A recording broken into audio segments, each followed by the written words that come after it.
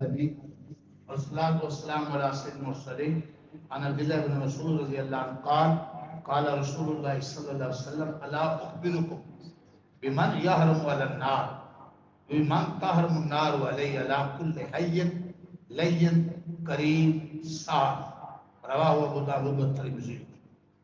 جہنم کس پر حرام ہے، جنتی کون ہے، یہ حدیث کا مضمون۔ سنن ابی داؤد اور سنن ترمذی میں حدیث ہے، سیدنا عبداللہ بن مسعود رضی اللہ عنہ ہیں، رسول پاک صلی اللہ علیہ وسلم نے فرمایا کیا میں تم کو ایسے شخص کی خبر نہ دوں جو دوزخ کے لیے حرام ہے، دوزخ کی آگ اس پر حرام ہے۔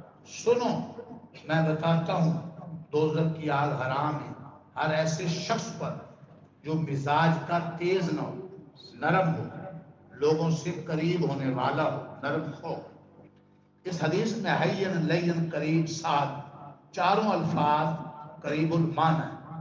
نرم مزاجی کے مختلف پہلوؤں کی یہ ترجمانی کرتے ہیں۔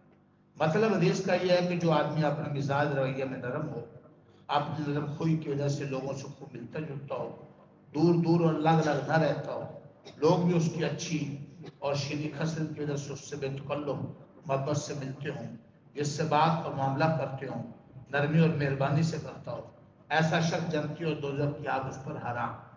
رسول اللہ صلی اللہ علیہ وسلم کی مسلسل تعلیم و تربیت سے صحابہ کرام کے ذہن میں چونکہ یہ بات پوری طرح راسخ ہو چکی تھی، اور دین کے صرف ضروری درجہ کی بھی واقفیت رکھنے والا ہر شخص آج اتنی بات جانتا ہے کہ اس قسم کی بشارتوں کا تعلق صرف انہی لوگوں سے ہے جو ایمان رکھتے ہوں، دین کے لازمی مطالبات نماز، روزہ، زکوٰۃ، حج وغیرہ ادا کرتے ہیں۔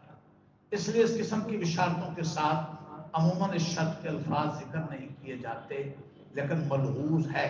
اگر کوئی کافر نرم میٹھا ہو تو کہیں گے وہ بھی جنتی ہوگا، نہیں۔